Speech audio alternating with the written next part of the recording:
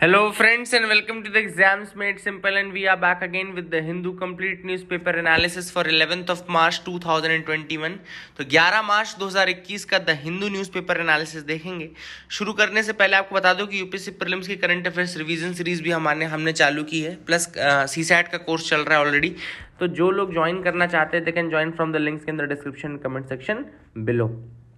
Start करते हैं सबसे पहले आज के सवालों के साथ जिनके जवाब आप देंगे।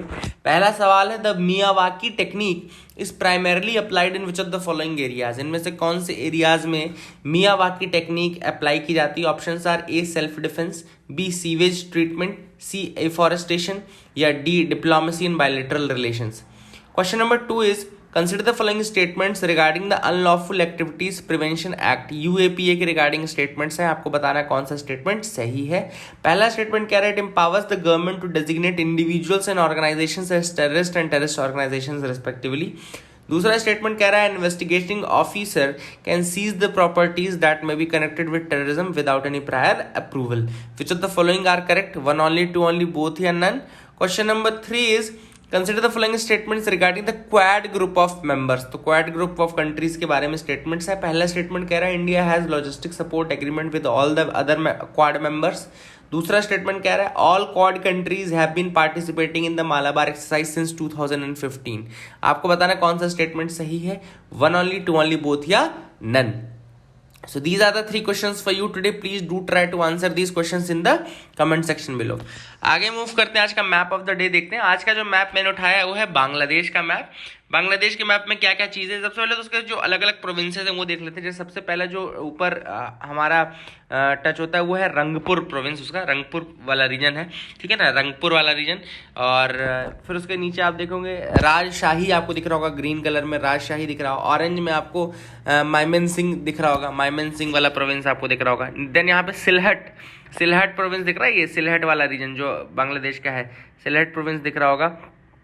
फिर आपको यहाँ पे नीचे दिख रहा होगा, देखो यहाँ पे चिट्टगोंग वाला रीजन, देखो चिट्टगोंग है, इंपॉर्टेंट है चिट्टगोंग में जब नीचे आप आएंगे, आप यहाँ पे ये वाला रीजन देखो, कॉक्स बाजार दिख रहा है ना, कॉक्स बाजार, दिस इज चिट्टगोंग। और चिट्टगोंग के सबसे नीचे इधर साइड कॉक्स बाजार वाला रीजन दिखता है। अब यहीं पे आपको एक इंपॉर्टेंट और रीजन दिखेगा, देखो यहाँ पे आपको संद्वीप पोर्ट दिख रहा है, संदीप आइलैंड दिख रहा है। और यहाँ पे साउथ हटिया आइलैंड दिख रहा होगा, साउथ हटिया आइलैंड दिख रहा है ना। साउथ हटिया के ऊपर जो ये छोटा सा है ना, ये वाला आइलैंड, ये आपका है हटिया, इसको भाषण 4 बोलते हैं। यही है आपका भाषण 4 या हटिया आइलैंड, इसको भाषण 4 बोलते हैं, ठीक है ना। तो इसको याद रखिएगा, this is known as the Bhasan 4 island.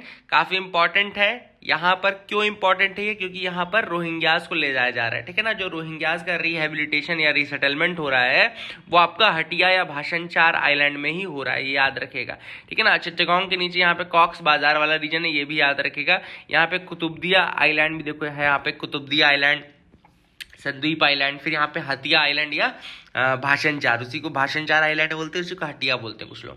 चिट्टगोंग याद रखना, लेकिन नीचे वाला पार्ट है उसमें भी सबसे नीचे यहाँ पे कॉक्स बाजार वाला रीजन है। फिर यहाँ पे बरिसाल आपको दिख रहा होगा, बरिसाल है ना, बरिसाल यहाँ पर है देखो। और यहाँ पे फिर Khulna is another part there, Khulna province भी एक यहाँ पे प्रोविंस है, काफी इंपॉर्टेंट है, ठीक है ना। खुलना प्रोविंस भी आप याद रख सकते हैं। So these are the important parts in the Bangladesh. आप मुझे एक चीज बस बताइए कि बांग्लादेश कौन कौन सी कंट्रीज को टच करता है? Which are the countries that border the Bangladesh? Bangladesh को बॉर्डर करने वाली कंट्रीज कौन कौन सी हैं, ठीक है ना। That is the thing, another question यहाँ पे आपको जो बताना है आपको, ठीक है। फिर यहाँ पे एक और चीज मैं आपको दिखाता हूँ, जैसे ऊपर से ये ब्रह्मपुत्र आ रही है, देखो ये ब्रह्मपुत्र आ रही है, आती है ब्रह्मपुत्र यहाँ पे।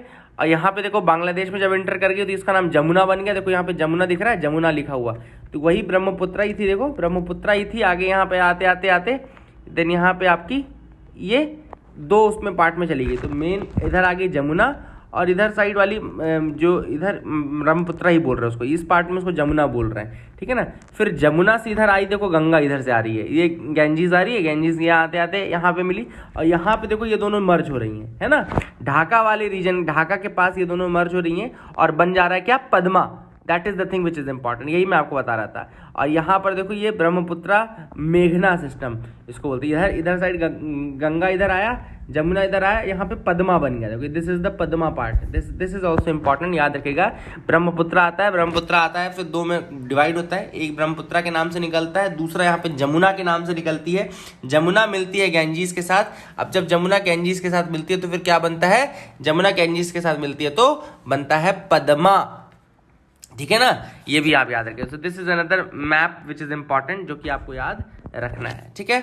आगे मूव करते हैं, न्यूज एनालिसिस पार्ट में आते हैं। न्यूज एनालिसिस में हम देखते हैं और क्या चीज़ें हम कुछ इंपॉर्टेंट फैक्चुअल और प्रीलिम्स के पॉइंट ऑफ व्यू से इंपॉर्टेंट जो न्यूज आइटम्स है वो देख लेते हैं। पहली है the union cabinet has approved the प्रधानमंत्री स्वास्थ्य सुरक्षा निधि। प्राइम मिनिस्टर स्वास्थ्य सुरक्षा निधि यानी कि प्रधानमंत्री स्वास्थ्य सुरक्षा निधि जो स्कीम है उसको अप्रूवल दे दिया गया है। और ये बेसिकली का दिया गया as a single non lapsable reserve fund के रूप में, ठीक है ना, याद रखिएगा। This is given as a single non lapsable reserve fund के रूप में, है ना, तो याद रखिएगा। And the main thing is that कि this has been approved for the share of health from proceeds of health and education cess. अब ये कहाँ से आ रहा है, ये हेल्थ एंड एजुकेशन सेस से आ रहा है, हेल्थ एंड एजुकेशन सेस से आ रहा है, ठीक है। कहाँ से आ रहा है ये, हेल्थ एंड एजुकेशन सेस से आ रहा है। And this will be under section 136B of the Finance Act 2007. This will be under section 136B of the Finance Act. Okay, तो ये भी आप याद रखिएगा। This will be under the section 136B of the Finance Act 2007. Second news is important. The scientists are looking for the science of ancient life. The scientists are looking for science of ancient life on the red planet with the help of data gathered by the NASA's rover perseverance. अब NASA के perseverance rover से ये यहाँ पे basically क्या करने वाले हैं, इन्होंने बहुत सारी चीज़ें पता किया। मैं आपको बताया था अभी कि नासा का परसीवरेंस मिशन है जो कि गया है वहाँ पे, कहाँ पे गया है, मार्स में गया है। वहाँ पे मैंने आपको इंजेन्युटी रोवर के बारे में बताया था, हेलीकॉप्टर के बारे में बताया था। इंजेन्युटी हेलीकॉप्टर का नाम है जो कि वहाँ पे ऊपर जाकर के ड्रोन की तरह इमेजेस लेने का काम करेगा। इसके बाद मैंने तीसरी आपको जो इंपॉर्टेंट चीज़ बता रहा हूँ वो ये बता रहा हूँ कि यहाँ पे कुछ चीज़ें पता की गई कि वहाँ पे बेसिकली जो टर्की का साल्डा लेक है, there is a Salda lake in Turkey, और साल्डा लेक के जैसे ही बेसिकली कहना चाहिए वहाँ पर भी कुछ डेटा कलेक्ट हुआ है। मतलब मार्स में भी कुछ ऐसे रेमिनेंट्स मिले जो कि साल्डा लेक टर्की को रिप्रेजेंट करते हैं, ठीक है ना। तीसरी जो न्यूज़ है वो इंपॉर्टेंट है, United Nation food and agriculture organisation जो UNFAO है यानी कि United Nations food and agriculture organisation है, and the Arbor Day foundation, Arbor Day foundation दूसरी। तो UNFAO and Arbor Day foundation ने रिसेंटली रिकॉग्नाइज किया है हैदराबाद को as the 2020 tree city of the world. Okay, इसको tree city of the world के रूप में रिकॉग्नाइज किया गया है। Hyderabad was selected for the recognition following its commitment to grow and maintain the urban forest, ठीक है ना। तो जब हैदराबाद ने अपना कमिटमेंट किया अर्बन फॉरेस्ट बनाने का, उसी के बेसिस पे उसको UNFAO and Arbor Day foundation ने किसके रूप में सेलेक्ट किया है, as the tree city of the world, tree city of the world, ठीक है ना। अगली जो न्यूज़ है वो है भाषण 4 आइलैंड के रिगार्डिंग, इसीलिए मैंने आपको मैप भी दिखाया था। तो भाषण 4 आइलैंड को 4 पिया आइलैंड भी कहा जाता है। हटिया उपजिला के अंदर आता है, ये हटिया उपजिला के अंतर्गत आता है बांग्लादेश में। The island is located in the bay of Bengal, bay of Bengal में लोकेटेड है, at about 6 kilometre from Sandwip island. मैंने आपको दिखाया ऊपर, संद्वीप आइलैंड के पास है लोकेटेड, ठीक है ना। It has an area of 40 square kilometres, ठीक है ना। संद्वीप आइलैंड के पास है, 40 स्क्वायर किलोमीटर्स का एरिया है। और 4 पिया आइलैंड भी कहते हैं, हटिया आइलैंड भी कहते हैं, हटिया उपजिला बांग्लादेश में है। किस तरीके से बना था ये आइलैंड, अगर आपसे कोई पूछे कि आइलैंड बना कैसे था, तो ये आइलैंड बना था 2006 में बाय हिमालयन सिल्ट। एक्चुअली में हिमालयन सिल्ट के थ्रू बना है ये भी आपको याद रखना, it is formed from Himalayan silt. दूसरी जो इंपॉर्टेंट पार्ट है कि रिसेंट डेवलपमेंट क्या है बांग्लादेश में, तो रिसेंट डेवलपमेंट ये है कि बांग्लादेश ने प्लानिंग किया है to construct 1440 buildings on the island, 14 से 40 बिल्डिंग्स बनाने का फैसला किया। अब एक्चुअली में दिक्कत क्या है, क्यों लोग इसका अपोज करते हैं, तो इसका अपोज कुछ इस रीजन से होता है क्योंकि ये जो आइलैंड है ये सिल्ट से बना है, हिमालयन सिल्ट से बना है, और ये बहुत अनस्टेबल रीजन है। मतलब यहाँ पे कंस्ट्रक्शन होगा और ये हर बार फ्लड प्रोन एरिया भी है, it is a flood prone area as well. तो यहाँ पे कंस्ट्रक्शन करना प्लस यहाँ पे रिहेबिलिटेट करना, ये लॉजिक समझ नहीं है, क्योंकि कल को बाढ़ आएगी वहाँ पे सब कुछ ध्वस्त हो जाएगा, है ना। तो that is the thing which is important. Objective क्या है कि कॉक्स बाजार रीजन है बांग्लादेश में, वहाँ पे कैंप लगते हैं रोहिंग्यास के, और वहाँ बहुत सारी पॉपुलेशन रोहिंग्यास की है जो लैंग्वेज कर रही है, उनको वहाँ से रिहेबिलिटेट करना है टू दैट। लगभग 1 लाख रोहिंग्यास है, बहुत सारी पॉपुलेशन, मतलब 1 लाख रोहिंग्यास हैं जो कॉक्स बाजार के रिहेबिलिटेशन कैंप्स में है। बेसिकली रिहेबिलिटेशन तो नहीं बोलेंगे उनको, तो वहाँ से इनको मूव करना है टू द भाषणचार या हटिया आइलैंड, ठीक है ना। तो ये रिसेंट डेवलपमेंट है जो हो रहा है, कुछ कर भी दिए गए हैं, ये भी याद रखना। Kerala high court restrain centre on the IT rules. अब केरला हाई कोर्ट ने जो रिस्ट्रेन किया है सेंटर को ऑन द आईटी रूल्स, क्यों किया है? सबसे पहले मैं आईटी रूल्स के बारे में बता दूं। एक प्रोविजन है उसके अंतर्गत, वो प्रोविजन है कि 3 टियर आपके पास ग्रीवेंस रिड्रेसल मैकेनिज्म होना चाहिए। 3 टियर का ग्रीवेंस रिड्रेसल मैकेनिज्म होना चाहिए। लेवल 1 में self regulation by the publisher, जो पब्लिशर है वो खुद का सेल्फ रेगुलेशन करेगा। लेवल 2 में self regulation by the self regulating bodies of publishers, एक बॉडीज की सेल्फ रेगुलेटिंग बॉडीज का कॉम्बिनेशन होगा जो वो रेगुलेट करेगा। पहला self regulation by the publisher, दूसरा self regulation by the self regulating bodies of the publishers, तीसरा है oversight mechanism by the central government, oversight mechanism by the central government, ठीक है ना। तो ये बेसिकली कहना चाहिए ये आपके 3 लेवल्स हैं। These are the 3 levels of under the IT act, IT act के अंदर, आईटी रूल्स के अंतर्गत ये 3 लेवल्स हैं, ठीक है ना। देन अब क्या हुआ क्या है, एक live law media private limited है, उसने यहाँ पे केरला हाई कोर्ट पे जा करके एक सेंटर के खिलाफ एप्लीकेशन किया है। क्यों? क्योंकि उनका ये कहना है कि वो ये चीजें फॉलो नहीं, they can not comply with the part 3 of the new IT intermediate guidelines and digital media ethics code rules 2021। यही नाम से आया ना, IT intermediate guidelines and digital media ethics code rules 2021। अब कोर्ट ने नोटिस इशू किया to the centre on a petition filed by this challenging the rules regulating digital media curated content and social media intermediate. अब इसके against इन्होंने application की थी। क्यों? पहली चीज उन्होंने बोला था कि 24 मार्च तक का टाइम दिया गया है to comply with these rules, and the petition है is saying that part 3 of the rules imposed and constitutional unconstitutional 3 tier complaints and adjudication structure on publishers. अब इनका ये कहना है लाइव लॉ का कि ये पार्ट 3 है रूल्स का, मतलब जो ये 3 tier वाला स्ट्रक्चर है ना, ये पार्ट 3 में मेंशन्ड है। ये 3 tier complaints and adjudication structure बनाने की बात करता है, एंड ये जो है ये अनकॉन्स्टिट्यूशनल स्ट्रक्चर है। दूसरा, ये एक चिलिंग इफेक्ट रख रहा है, this is having a chilling effect on the digital news media and it will be impossible for small और मीडियम साइज्ड पब्लिशर्स, जैसे कि लाइव लॉ खुद इनका ये कहना है कि for small and medium sized publishers this thing will be very difficult to follow, बहुत कठिन होगा कि वो इन सारी चीज़ों को फुलफिल कर पाए। The creation of a grievance redressal mechanism through a governmental oversight body and inter departmental committee constitute under rule 14। अब इसके बाद क्या है, the creation of a grievance redressal mechanism through a government oversight body, मतलब एक तो पहला tier self regulation है, दूसरा self regulation regulating body of publisher है, तीसरा oversight mechanism by the government भी है, ठीक है ना। तो ये इनका ये कहना है कि जो सारे टियर्स हैं this is amounting to excessive regulation, है ना। लाइव लॉ का कहना है this is amounting to excessive regulation. The petitioner also pointed out that rule 4 and उसका अंदर 2 जो है which makes it mandatory for every social media intermediary to enable tracing of originator of information on its platform।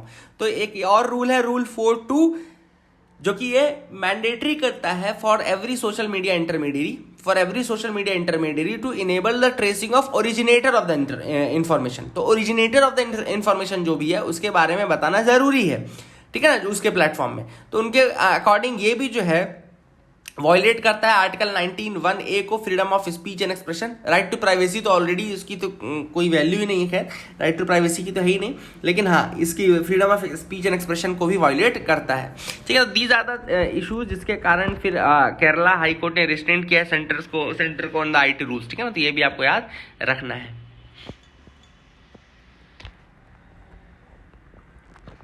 आगे move करते हैं, देखते हैं और क्या इंपॉर्टेंट न्यूज आइटम है। यहाँ पे तो कुछ ऐसा खास नहीं दिख रहा, you can move with me, है ना।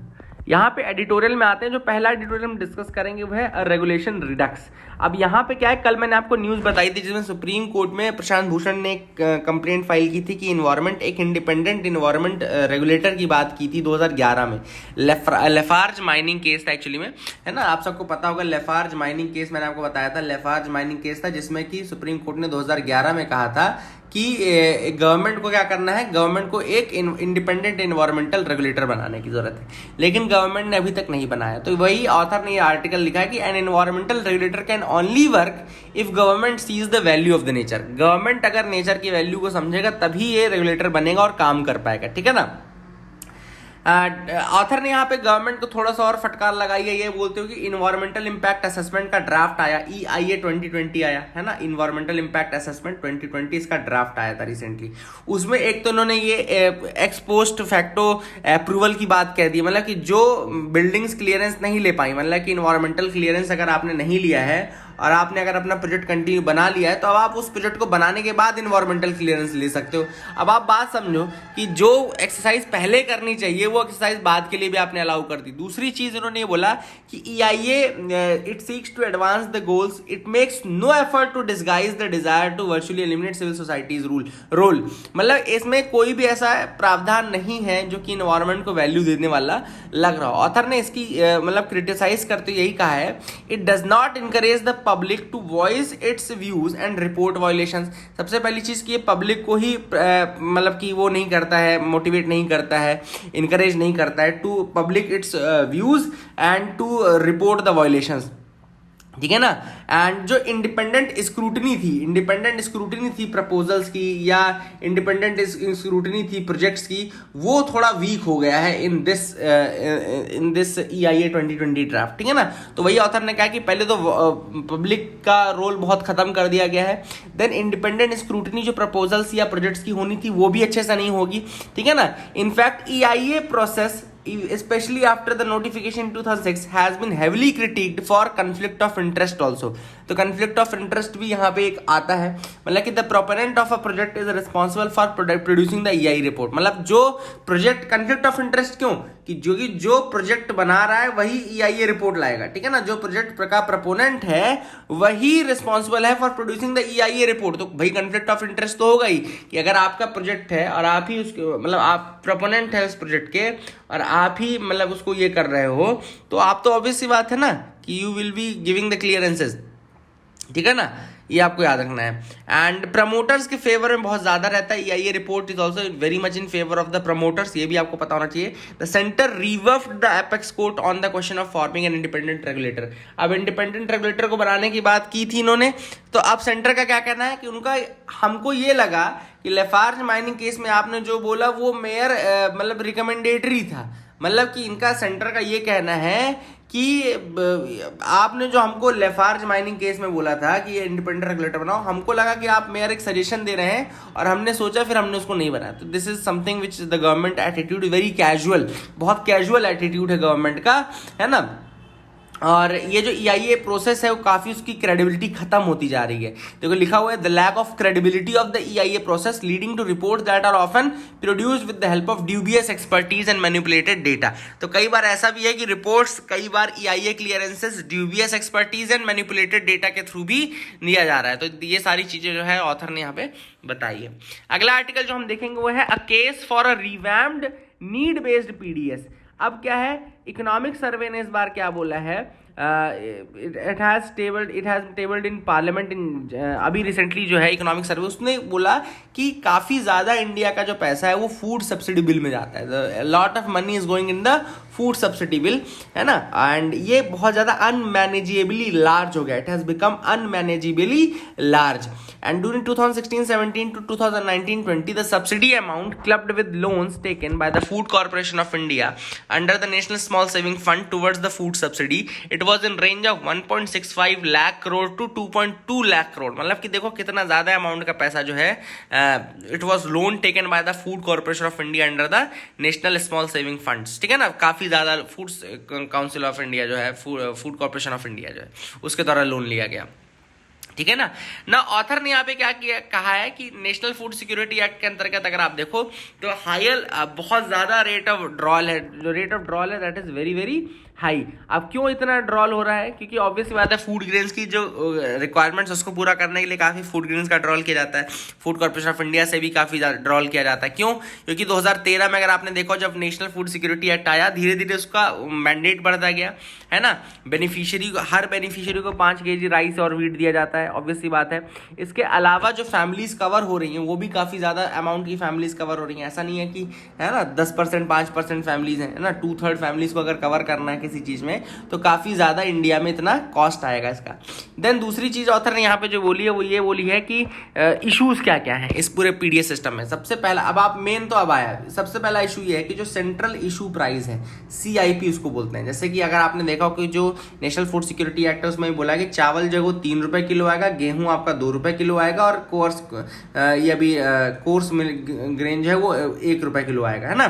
तो ये जो कॉस्ट है इसको सेंट्रल इशू प्राइस बोलते हैं। This is the central issue price. Author ने कहा कि this is very low and ये बहुत सालों से इतनी ही रखी गई है ना, जबकि पॉवर्टी में काफी एलिमिनेशन में काम हुआ है, लेकिन 2013 से ये प्राइस रखी गई है। 2013 से प्राइस नहीं, इनफैक्ट कुछ पार्टीज ने तो 1967 में ही ये प्राइस बताए थे और आज भी वही प्राइस है, ठीक है ना।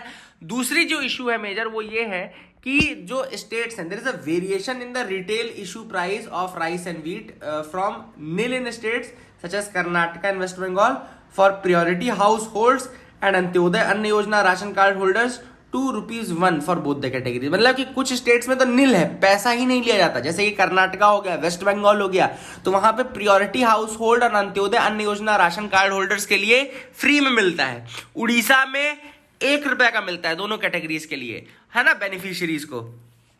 बिहार में अगर आप देखोगे तो 3 रुपए 2 रुपए का मिलेगा। वहीं तमिलनाडु में rice is given free of cost to all the categories, ठीक है ना, चाहे वो नॉन प्रायोरिटी हाउस होल्ड ही क्यों ना हो, उसको भी फ्री में मिलेगा राइस। तो ये देखो यहाँ पे मतलब पहला इशू तो ये कि कॉस्ट जो सेंट्रल इशू प्राइस है कम है। दूसरा ये है कि central issue price very view कर रहा है, 0 से लेके 1-2 तक वेरी कर रहा है, ठीक है ना। फिर डीएमके पार्टी देखो तो 1967 असेंबली इलेक्शंस के टाइम पे उन्होंने कहा था कि वो चावल देंगे और 1 रुपए का देंगे। तेलुगु देशम पार्टी ने 1983 में कहा था कि 2 रुपए का देंगे, ठीक है ना। आज मतलब जो 1967 से आज तक देखो तो मतलब 55 साल 55 ईयर्स का टाइम बीत चुका है। 50-55 सालों में आज भी वही रेट रखे गए हैं, जबकि पॉवर्टी के नीचे वाले लोगों की संख्या केवल 29.5% है। इंडिया में 36 करोड़ है जो कि बिलो पॉवर्टी लाइन है ना। 2011 के पॉपुलेशन के अकॉर्डिंग 29.5 करोड़ पीपल, 29.5% पीपल और 36 crore are below the poverty and this is as per the Rangarajan groups estimate in 2014। Rangarajan का स्टडी हुआ था 2014 में, उसमें उन्होंने बताया था। Now author is saying that you have to recast the system. It is time for the centre to relook at the overall food subsidy system including the pricing mechanism. तो पूरा ओवरऑल जो फूड सब्सिडी सिस्टम है उसको relook करने की जरूरत है और स्पेशली द प्राइस मैकेनिज्म उसको रीलुक करने की जरूरत है, ठीक है ना।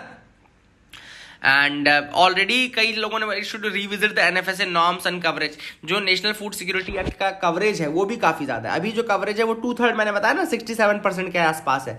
2/3 से घटा करके आपको 40% में लाने की जरूरत है। मतलब कि जो 67% है उससे घटा करके कवरेज 40%, मतलब कुछ लोगों को यहाँ से हटाओ। दूसरा चीज उन्होंने बोला कि गिव अप ऑप्शन आप दो, जैसे आपने गैस की सिलेंडर की सब्सिडी में दिया था ना कि गिव अप स्कीम। जो लोग मतलब कि काफी रिच हैं और जो लोग कर सकते हैं उनको नहीं लेनी चाहिए सब्सिडी कुकिंग और गैस सिलेंडर्स की, तो गिव अप ऑप्शन आपको यहाँ पे राशन कार्ड के लिए भी देना चाहिए। देन एक और इशू बहुत बड़ा आता है diversion of the food grains. वो भी क्रॉनिक प्रॉब्लम है, उसको सॉल्व करने के लिए कुछ देखना चाहिए, कुछ अच्छा मैकेनिज्म में लाना चाहिए, ठीक है ना। प्राइजेस के लिए उनको ये करना चाहिए कि जो एग्जिस्टिंग फ्लैट रेट सिस्टम है इसको हटा करके स्लैब रेट सिस्टम में कर देना चाहिए। फ्लैट रेट नहीं, मतलब कि एक ही रेट नहीं, स्लैब्स में होना चाहिए। जो ज़्यादा पे कर सकते हैं उनसे ज़्यादा लेना चाहिए, जो कम पे कर सकते हैं उनसे कम लेना चाहिए। तो दीज आर द मतलब कि these are the kind of solutions that we need. इन्हीं सॉल्यूशंस ऑथर ने यहाँ पे बोला है। अगला है डायग्नोसिंग द जेस्टेशनल डायबिटीज। मैं आपको जस्ट यहाँ पे जेस्टेशनल डायबिटीज की डेफिनेशन बता दूं। प्रेगनेंसी के टाइम पे डायबिटोजेनिक स्ट्रेस होता है, there is a diabetogenic stress and as a consequence some women develop a transitory form of diabetes during pregnancy, जिसको कि जेस्टेशनल डायबिटीज बोलते हैं। याद रखिएगा, प्रेगनेंसी के टाइम पे डायबिटोजेनिक स्ट्रेस होता है and as a consequence some women develop a transitory form of diabetes. Transitory diabetes होता है, this is known as the gestational diabetes. Women of India South Asian origin are considered to be at higher risk of gestational diabetes. International Diabetes Federation estimate that up to 25% of the pregnancies in South Asia may be affected by hyperglycemia in pregnancy. मतलब hyperglycaemia हो जाता है तब ज़्यादा sugar की amount ज़्यादा बढ़ जाती है, इसलिए डायबिटीज़ हो जाता है, ठीक है ना. That is the thing. And gestational diabetes is associated with significantly increased risk of complications during pregnancy, such as preeclampsia, यानी कि fits during the pregnancy, यानी preeclampsia जो है वो भी gestational diabetes के कारण होता है. And prolonged and obstructed labor एक और दूसरा इसका कॉन्सिक्वेंस हो सकता है. Assisted delivery, postpartum haemorrhage, sepsis, stillbirths, premature delivery, increased risk of neonatal deaths due to respiratory distress, ये सारे इश्यूज हो सकते हैं. So these are the things which happen because of that, ये आपको याद रखना है. आगे मूव करते हैं, देखते हैं क्या कुछ और इंपॉर्टेंट न्यूज आइटम्स है जिनके बारे में हमको डिस्कस करना है.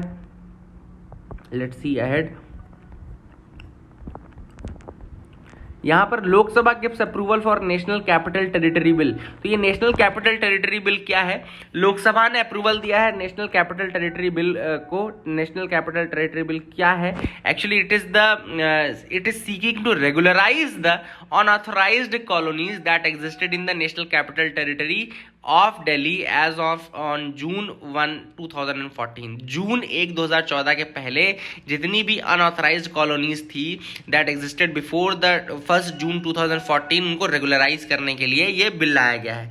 एंड इट हैज, ठीक है ना, ऐसी कॉलोनीज जो कि नेशनल कैपिटल टेरिटरी के पहले के में 1 जून 2014 के पहले रही हो, या फिर 50% तक कंप्लीशन हो गया हो, डेवलपमेंट हो चुका हो ऑन जनवरी 1, 2015, जनवरी 1, 2015 के पहले. तो इनको रेगुलराइज करने के लिए कहा जा रहा है, ठीक है ना. That is the national capital territory bill 2000. आगे मूव करते देखते हैं कुछ और इंपॉर्टेंट न्यूज आइटम है. What does the Biden's plan for Afghanistan. Afghanistan के लिए जो बाइडेन ने क्या प्लान किया है? तो अभी अफगानिस्तान ने एक्चुअली एक लेटर भेजा था जिसमें उन्होंने प्रेसिडेंट अशरफ घनी को कहा कि you should show urgent leadership show करने की जरूरत है. दूसरा उन्होंने ये भी प्रपोज किया है यूएन लेड कॉन्फ्रेंस. एक यूएन लेड कॉन्फ्रेंस होगी जिसमें रिप्रेजेंटेटिव्स रहेंगे रशिया से, चाइना से, पाकिस्तान से, ईरान से, इंडिया से एंड यूएस से. यहाँ इतनी कंट्रीज के रिप्रेजेंटेटिव्स रहेंगे to discuss a unified approach to support the peace in Afghanistan. Afghanistan में पीस को सपोर्ट करने के लिए एक यूनिफाइड अप्रोच किस तरह तहत यूएन लेड एक कॉन्फ्रेंस होगी. दूसरा उन्होंने ये कहा है कि अफगानिस्तान को वो रिटर्न प्रपोजल्स भी शेयर करेंगे, है ना. एंड अफगानिस्तान और तालिबान को एक्सेलरेट करना चाहिए टॉक्स को, क्योंकि अगर एक बार अमेरिका वहां से चला गया तो तालिबान काफी ज्यादा वहां पे लैंड एक्वायर कर सकता है, ठीक है ना. देन दूसरी चीज उन्होंने ये कहा है कि गवर्नमेंट को भी थोड़ा प्रोएक्टिव होना चाहिए. वैसे अफगानिस्तान की गवर्नमेंट जो है वो कभी इसके फेवर में नहीं थी कि अमेरिका जो है वो तालिबान से बातचीत करे, जैसा इंडिया का स्टैंड है. इंडिया कभी बात नहीं करता है तालिबान से, क्योंकि उनका कहना है कि हम केवल इलेक्टेड गवर्नमेंट से बात करेंगे. यूएस का असेसमेंट ये है कि अगर अमेरिकन ट्रूप्स वहां से चली गई, जो कि 1 मई तक उनको जाने का वो सोच रहे हैं, तो अफगानिस्तान में दिक्कत हो जाएगी. एंड अफगान गवर्नमेंट का ये स्टैंड है कि अमेरिका क्यों दोहा टॉक्स कर रहा है, अमेरिका क्यों तालिबान से इस तरह से अकेले में बात कर रहा है. तो these are the things which are the issues pending. अब देखते हैं आगे क्या होता है. So that is it for the day. Answers मैं आपको बता देता हूं जो भी आज के मैंने क्वेश्चंस पूछे थे. पहला मैंने पूछा था मियावाकी फॉरेस्ट का मेथड क्या होता है. तो मियावाकी एक्चुअली में एफॉरेस्टेशन का मेथड है, ट्री प्लांटेशन का मेथड है, ये बता दिया. दूसरा मैंने बताया कि अनलॉफुल एक्टिविटीज प्रिवेंशन एक्ट में कौन सा स्टेटमेंट सही है. तो वन ओनली, पहला स्टेटमेंट तो सही है, दूसरा गलत है क्योंकि इसमें लिखा है विदाउट एनी अप्रूवल. तो अप्रूवल डीजीपी का लेना पड़ता है. तो तीसरे क्वेश्चन का भी पहला स्टेटमेंट सही है, इंडिया का लॉजिस्टिक सपोर्ट एग्रीमेंट है with all the quad members. लेकिन दूसरा स्टेटमेंट गलत है. क्यों? क्योंकि ऑस्ट्रेलिया इंक्लूडेड नहीं था मालाबार एक्सरसाइज में. So that is it for the day friends. I hope you like our video. Please do like, share, subscribe. Thank you and have a nice day.